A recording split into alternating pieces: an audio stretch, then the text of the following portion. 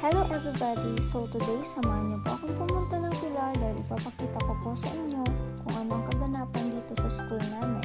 Kumusta ang Valentine's mo? Pura ka ka-Valentine's? Malayo siya. Kung nakikita niyo kami sa loob ng sasakyan ay dahil pupunta kami sa LGU ng Pilar upang i-celebrate ang Valentine's Day. Ngayon, ipapasilip ko sa inyo ang kaganapan dito sa LGU ng Pilar kasama namin ang mga estudyante.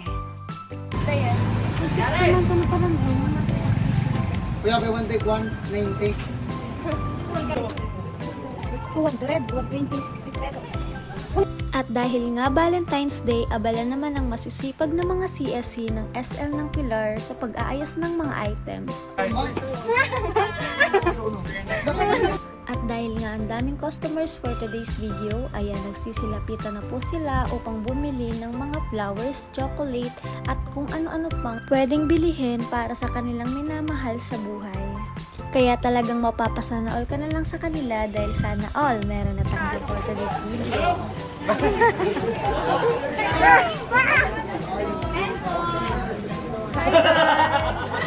Habang ako pa chill-chill lang at pa-video-video lang ang mare nyo, ayan, papakita ko rin sa inyo ang mga single sa buhay. At dahil maganda nga ang setup ng Valentine's ngayong February dito sa LGU ng Pilar, hindi mawawala ang ngiti dahil sa tagumpay ngayong February.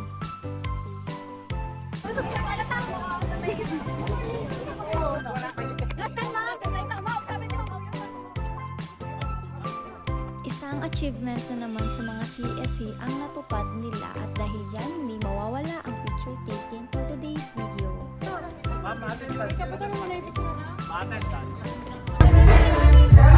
Hi, mas ganda.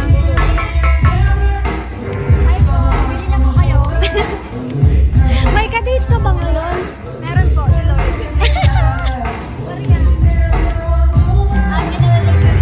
I'm in a relationship na po. Nice!